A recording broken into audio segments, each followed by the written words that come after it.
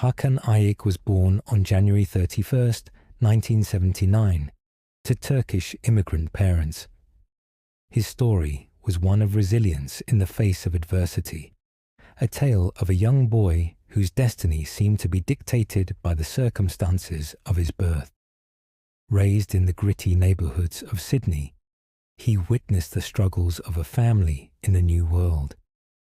Hakan's father passed away when he was still young, leaving him and his mother to fend for themselves. This loss of the family patriarch would become the first of many turning points in Hakan's life. With his father gone, Hakan faced the harsh realities of life without a guiding hand. His mother's struggle to provide for the family meant Hakan had to grow up quickly. School was never an escape. It became just another arena where young boys like him found themselves tempted by the world of crime.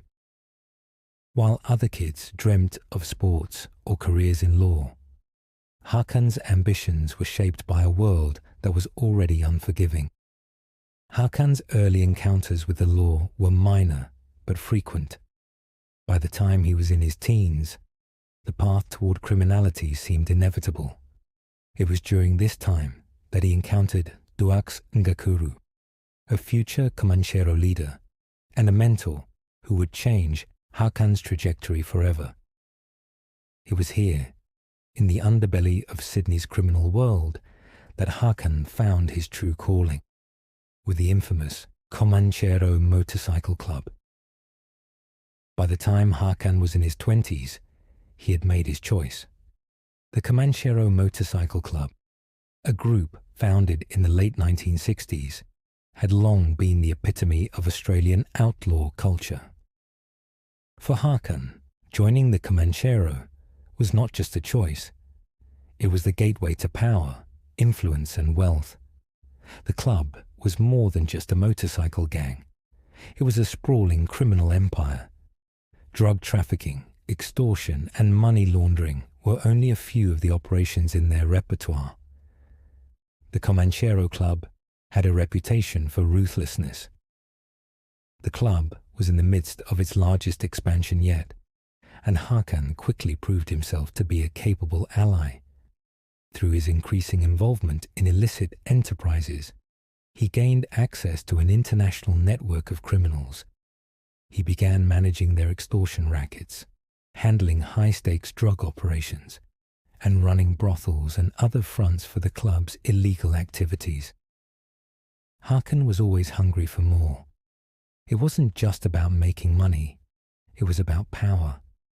He didn't care about the rules of the game. He was ready to take it all.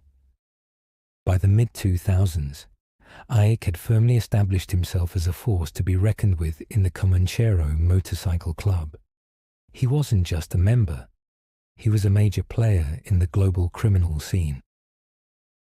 While the Comanchero's influence was felt across Australia, Hakan Ayik's ambitions stretched far beyond the country's borders.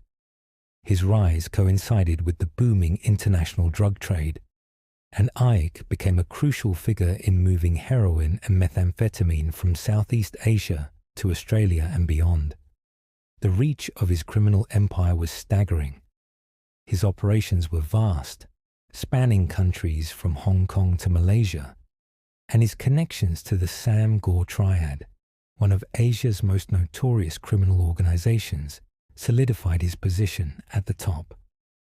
Heroin, methamphetamine, and ecstasy became the backbone of Ayik's operation. Under his leadership, the Comanchero expanded its dominance in the Australian drug market. Drugs were shipped into the country hidden in everything from shipments of electronics to suitcases on passenger flights. But Ayik's real strength lay in his ability to control every step of the distribution process, from the manufacturers in Southeast Asia to the dealers on the streets of Sydney. These weren't just street-level dealers, these were professionals, coordinated operations with multiple layers. Hakan Ayik was the mastermind, overseeing everything from logistics to the final sale. He wasn't just making money, he was building a network that stretched across continents. By 2010, Ayik's criminal empire was flourishing, but it was his online presence that would change everything. Ayik, once a quiet figure in the shadows, embraced social media and became known as the Facebook gangster. His posts were filled with images of opulence, luxury cars, private jets, and extravagant holidays. He flaunted his wealth, showing off his lifestyle to a global audience. But it wasn't just his followers that were paying attention. Law enforcement was watching too. His social media presence became his own worst enemy. While he basked in the spotlight, posting pictures of his riches, he left behind a trail for investigators to follow. Ayik had always been meticulous, but his show of wealth was a public declaration that he was untouchable, a mistake that would come back to haunt him. As Ayik's empire grew, so did his need for secrecy. In the criminal world, communication was everything. That's when he adopted Phantom Secure, an encrypted phone system that provided a direct line to his global network. These phones were untraceable, designed to thwart law enforcement and keep his operations under the radar. It seemed like an invincible solution to the growing threat of police surveillance. Phantom Secure became a game changer for criminals like Ayik. They believed they were invisible, operating in a digital world free from surveillance. But as it would turn out, the very technology they relied on would be their downfall. In 2020, an unprecedented global law enforcement operation, Operation Ironside, exposed the vulnerability of this encrypted system.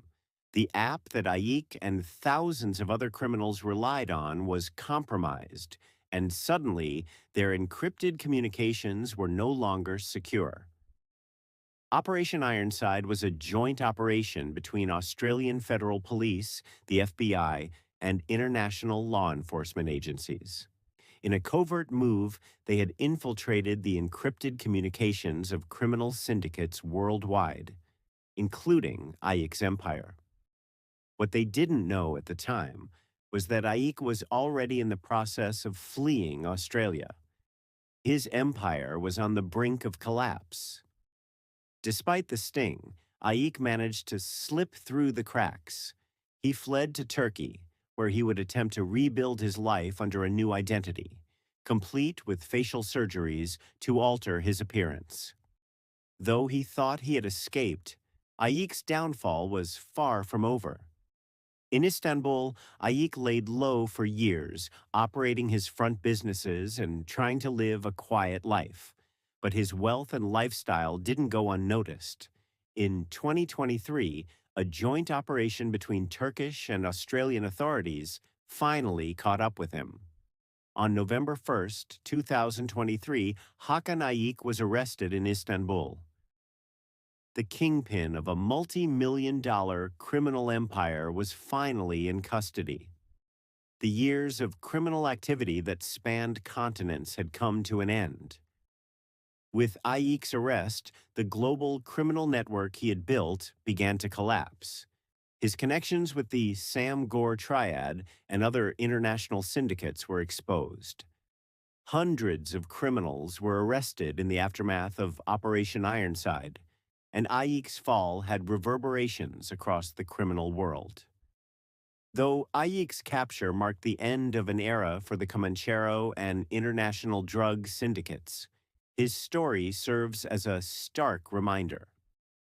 The world of organized crime may adapt and evolve, but as long as the pursuit of power remains, so too will the relentless effort to bring criminals like Hakan Ayik to justice. Hakan Ayik's story is one of ambition, power, and ruthlessness. It is the story of a man who thought he could outrun justice, but in the end, his greed led to his downfall. His rise and fall are etched in the history of the Australian criminal underworld, a reminder that even the most elusive criminals can fall when the long arm of the law reaches its mark.